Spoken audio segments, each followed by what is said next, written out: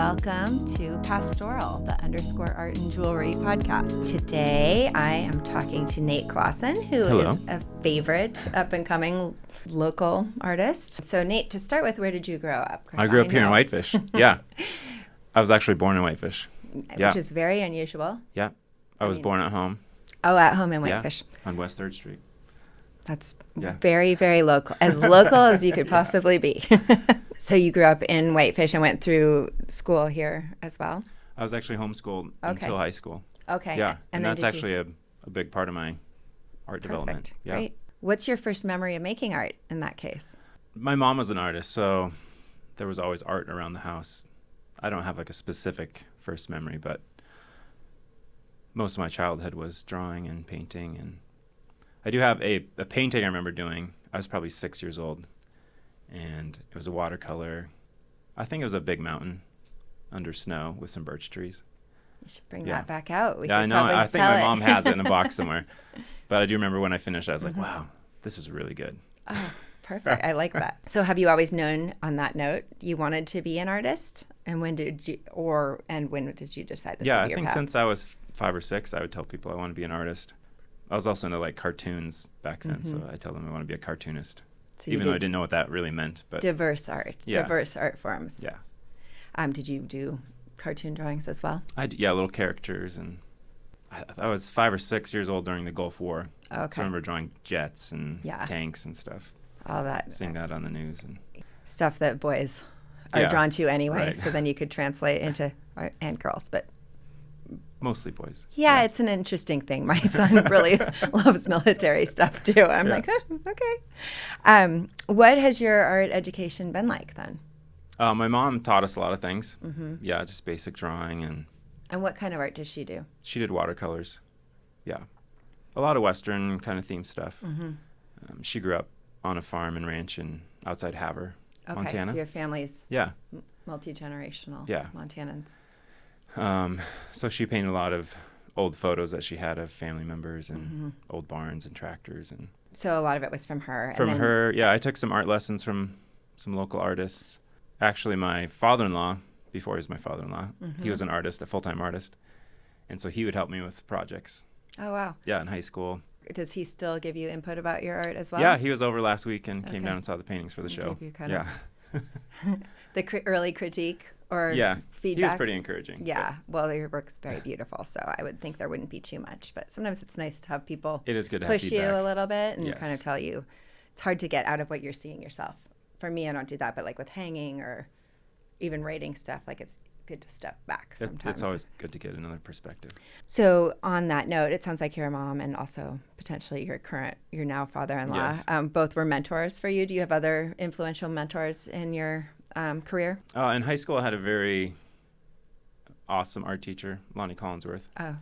Yeah, he was... Know and love as well. He was just very encouraging of everything I did. And I think that's really important when you're starting out, not to have too much negative feedback. Right, yeah. One of the kindest men around. Yeah, so he was very influential.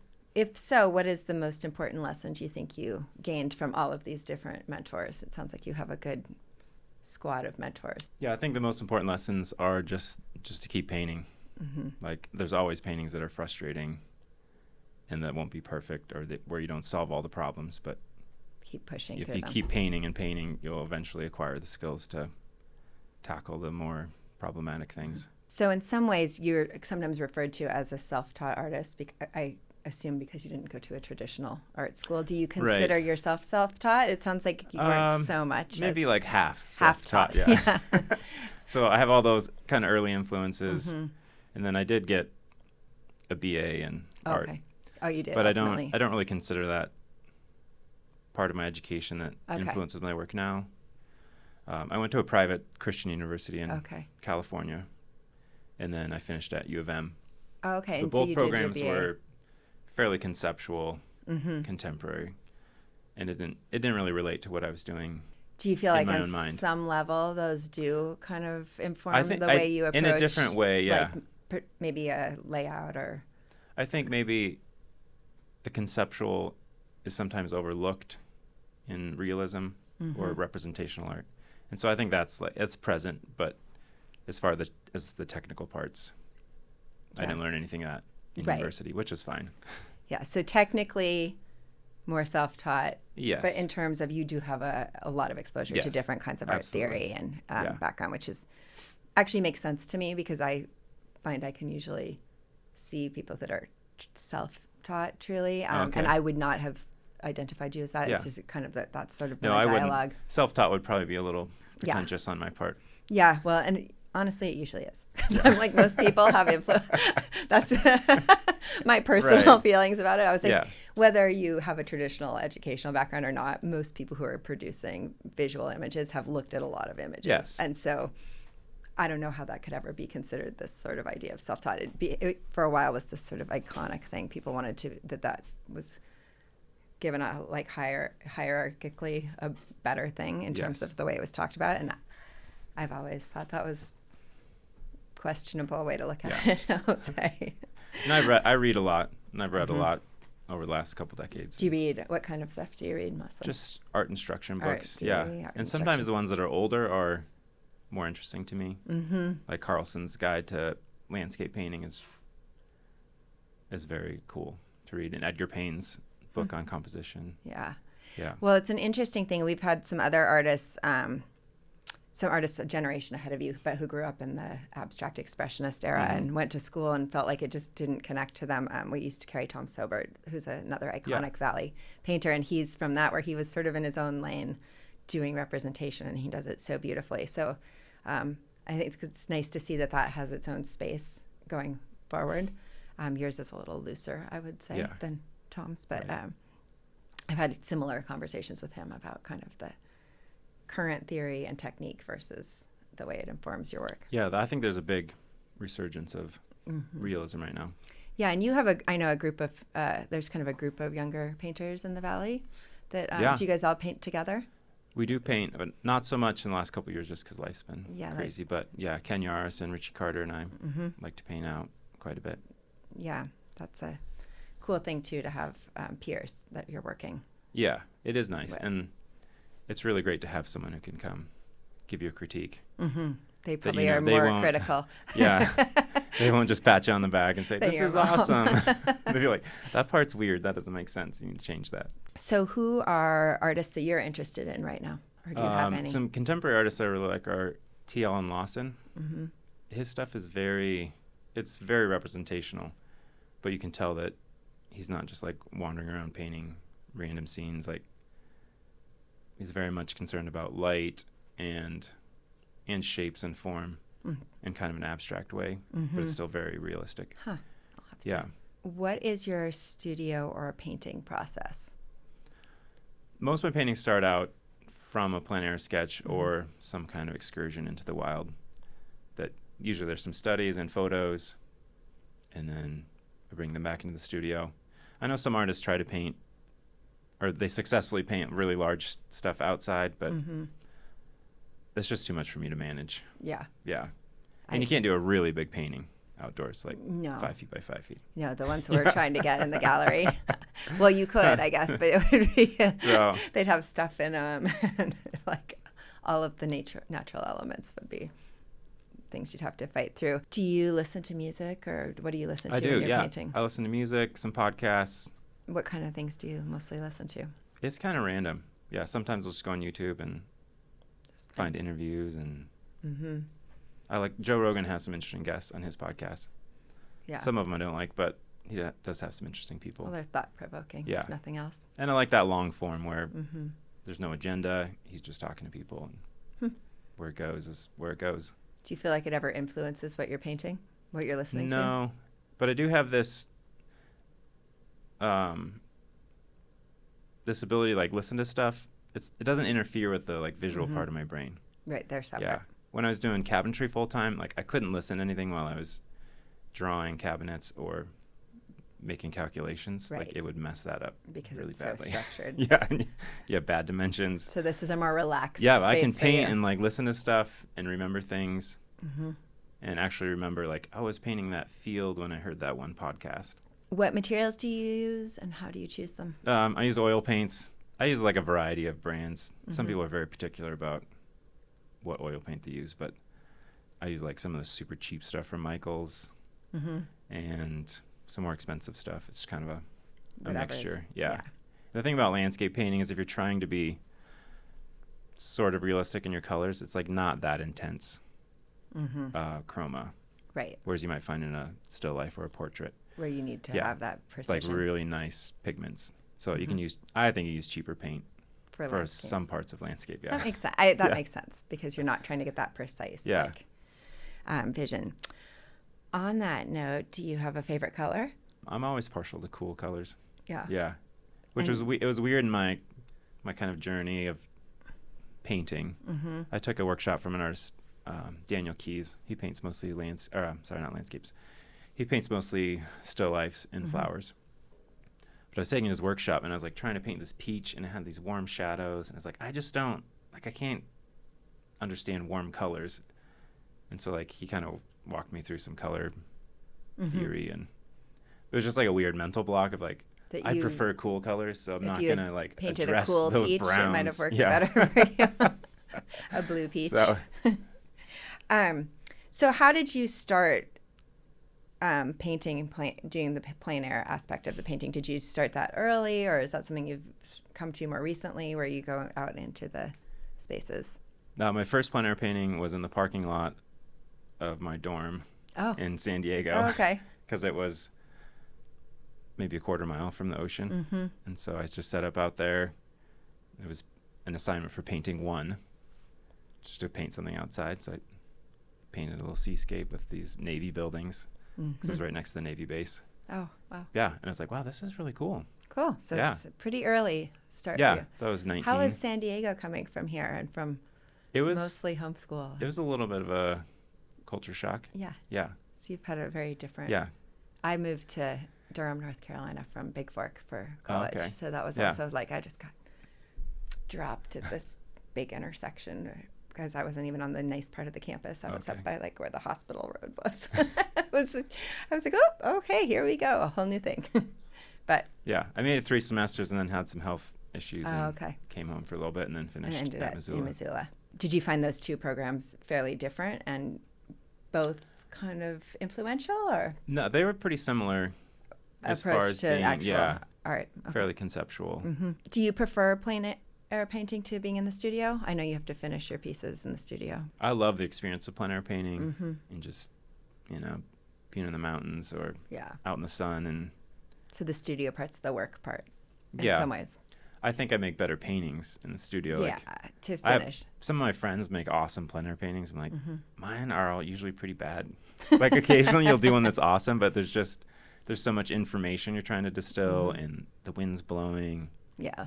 And your eyes get shot after a while being in the sun. Yeah, I don't know how people do it. So for me, it's just more of like, it's practice and it's observing and finding material. Do you have any funny experiences or encounters to share from being out in the field on location? Ken and I were actually in Red Lodge for an art thing, and a black bear got into his car in the middle of the night and ate all my food. That wasn't a plein air experience. It was just a general experience. Yeah, drank all my Starbucks drinks. Oh my goodness. Ate all the fruit. Those black bears. Yeah. So to move on to kind of some more specific topical things to this area right now, and you're kind of painting there. The landscape and inhabitants of the West are obviously changing fairly rapidly. We're all being influenced by Yellowstone and all those things. Yeah. So as this change is happening, the nuances of Western American art seem to be changing as well, or maybe they aren't. I guess that's what I would like to talk about. With that in mind, what's the dialogue you wish to generate through your work? I mean, for me, like the paintings are very much rooted in like my family history. I think, even though I didn't grow up on a ranch, we did grow up with animals. Right. I milked goats twice a day, and we had horses and chickens. So that kind of that connection to agriculture and rural living is kind of part of my upbringing. And then just hearing the stories about my mom's family and growing up on the prairie. And I think that's pretty deeply instilled in my sense of the world. So I think some of that just comes through maybe subconsciously when I'm choosing stuff. It's not like I'm thinking like, I need to You don't necessarily have an overt agenda. Western life. And that's the question, is like how much is something agenda based, but just innately you have this sense of that. And so on that note, I read the introduction to one of your previous bodies of work earlier today, and you mentioned the idea that one of the issues is we lose track of the beauty around us when we get kind of consumed by the everyday life and all of that. As this geographical area, like where we live, has changed so rapidly, do you still feel this way, or do you feel like the kind of landscape around us has become more apparent because of the fact that it seems to be getting sort of consumed? I think it's a little bit of both. Yeah.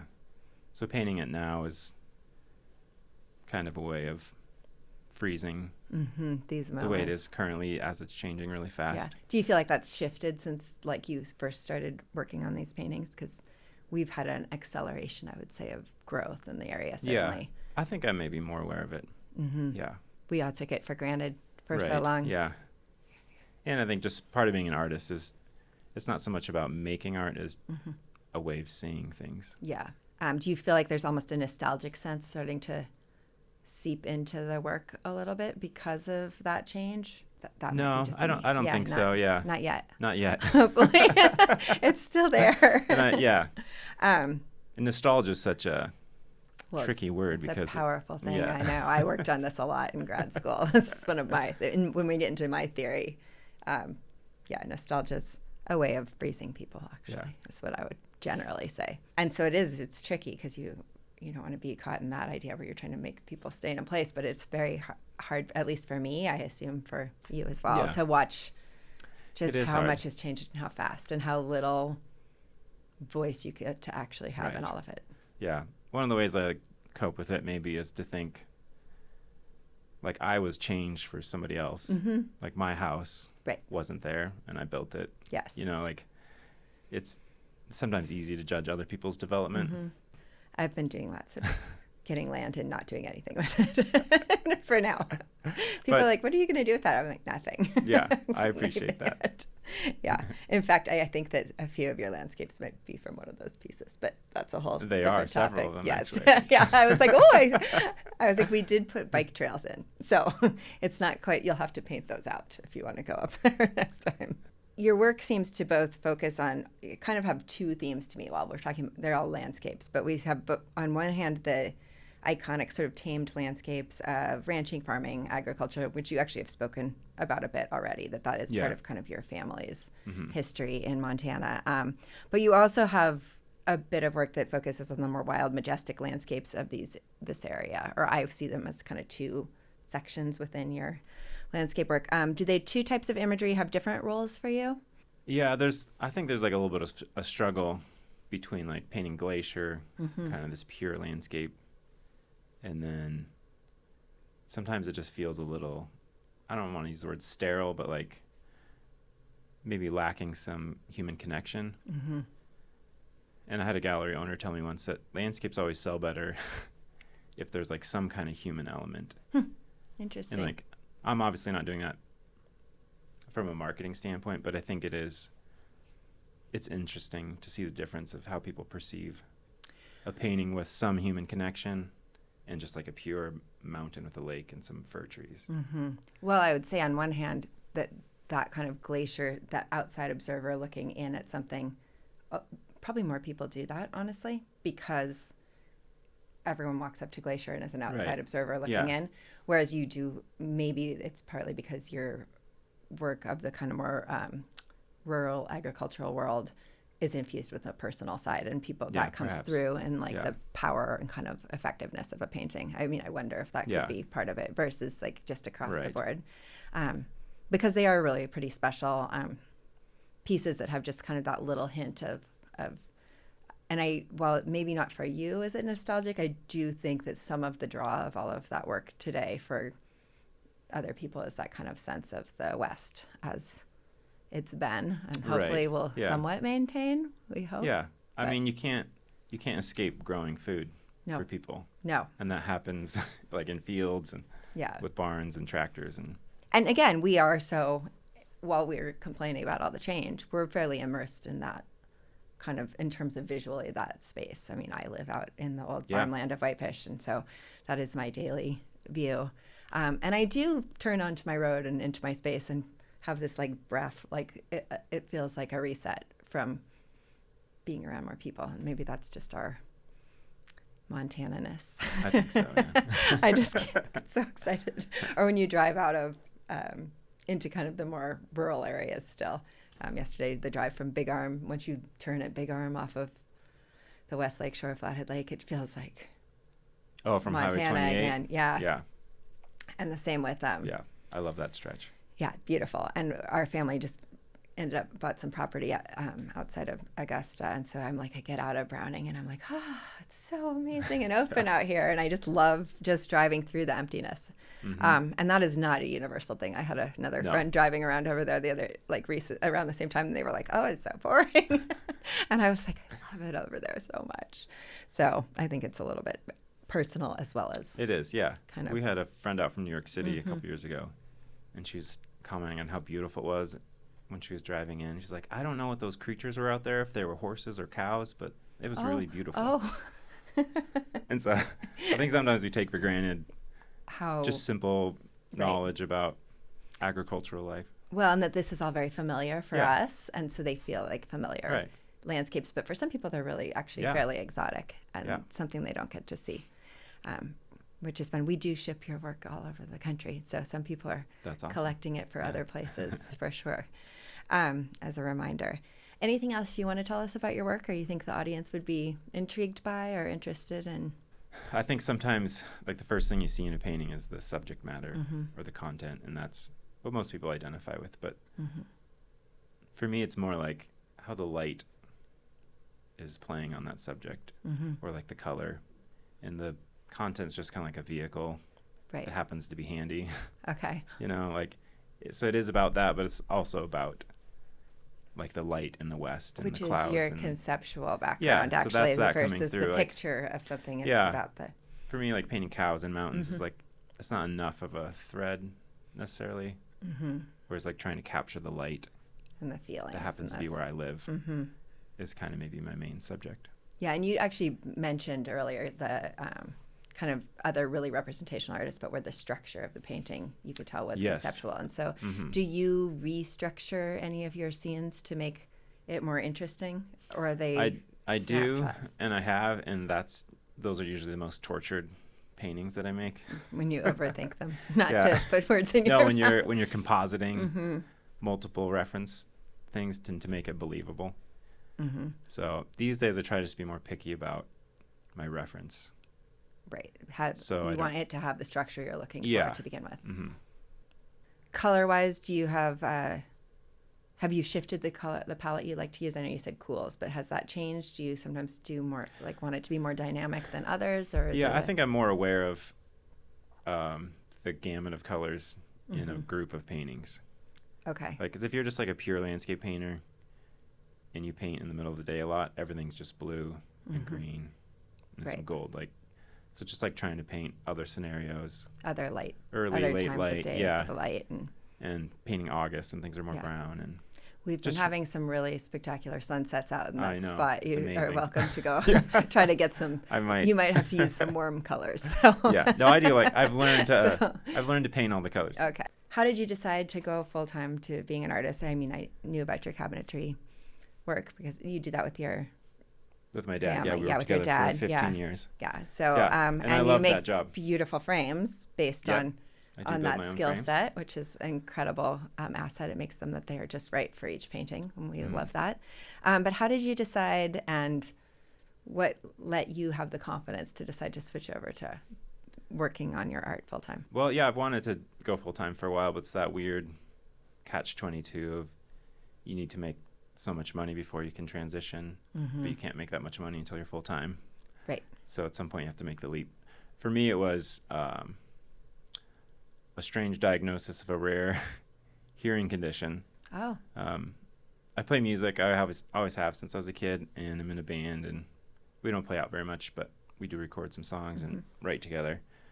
And was the end of 2019. I started having these weird hearing symptoms on job sites.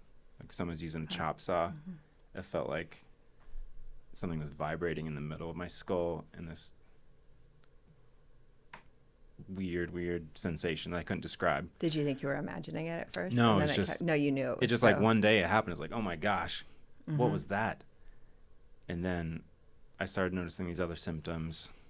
Like my own voice was starting to sound very strange and amplified and distorted. So I finally went to the doctor because it was getting really bad. And it's a condition called superior canal dehiscence syndrome, where you get a little hole in the top of the bone of your middle ear or inner ear, and it lets sound energy into your inner ear where it shouldn't be coming in. Oh. So like if I talk really loud or shout, like I get dizzy and lose my balance. Oh wow. And like so singing has become really, really awful. And so it was just that. Did the sounds of the machine they weren't bad because I always wear hearing protection. Okay. But last summer I was up at Iron Horse on a ladder and my dad was pounding on something and like I almost fell off the ladder because I lost all sense of balance and equilibrium. So just seeing like a dream of yours kind of drift away, like with the music, like I probably can't sing unless I have this surgery, which is pretty invasive. So it was just that moment, like I can't wait around to do the things I love. And so that kind of made the decision for me. Okay. And then once you made the decision, what did you put in place to be able to make that kind of switch? So you made the definite decision life's too short. We're going to go with that as the answer. You never know what's around the corner. Yeah. And so then what did you do to kind of get ready to sort of... We finished our basement. So it's my studio now, so I have a dedicated space. I used to be in a spare bedroom, then we had our third kid, and I got kicked out of there, and he's very just cute. kind of floating. He's adorable, yeah. I see pictures of him every once in a while. I'm like, oh, that's a cute kid. So I have a dedicated space, which is awesome. Yeah. So I can work early, work late, leave things set up. Perfect. So that was like the first step. Made it more efficient. Yeah. And this is actually like the first body of work that I've done since I've been full-time. Yeah. Great. Well, we're very excited to be a part of that transition and can't wait to sell all this. So you need to do some more work. Yeah. If anyone's thinking about being a full-time artist, you can't wait for someone to come find you and promote you. You have to just work really hard on the side and develop your skills. Yep. And then the time will come when you can take the leap. Yeah. But you have to develop yourself. Lots of things. Yeah. That's right. Wonderful. Well, thank you so much, Nate. That's actually very great insight into both your process, your background, and kind of your current goals and plans. Thanks. Yeah, you're welcome.